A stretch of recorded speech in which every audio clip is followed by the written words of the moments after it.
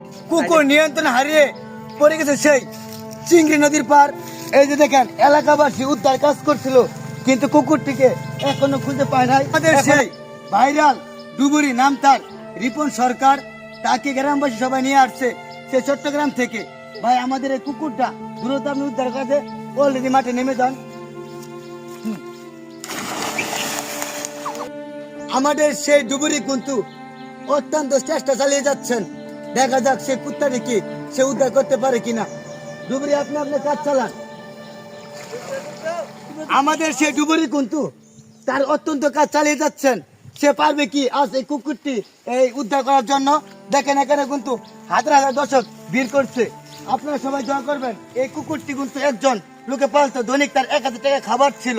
কুকুরটি তার বাসার থেকে যে কোনো কারণে ছুটে এসে সে তার দৌড় নিয়ন্ত্রণ হারিয়ে সে এই চিংড়ি নদীর পাড়ে পড়ে যায়। তারপর আমরা ডুবুরি নিয়ে আসি।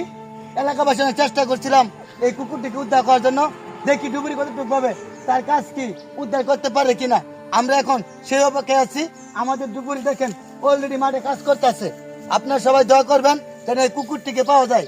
আজ প্রায় এই কুকুরটিকে 3 দিন ধরে যাবত আমরা গ্রামবাসী চেষ্টা করেছিলাম, তবু কুকুর উদ্ধার করতে পারি নাই।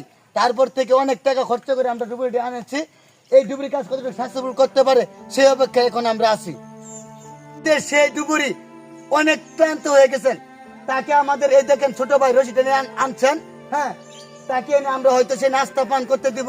খাওয়ানোর পরে আবার আমরা সেই উদ্ধার কাজে নেমে যাব, এবং এর পরবর্তীতে আপনারা দেখতে পারবেন তার কি ইতিহাস হয়। সবাই ভালো থাকবেন, ভালো লাগলে ভিডিওটা শেয়ার করবেন।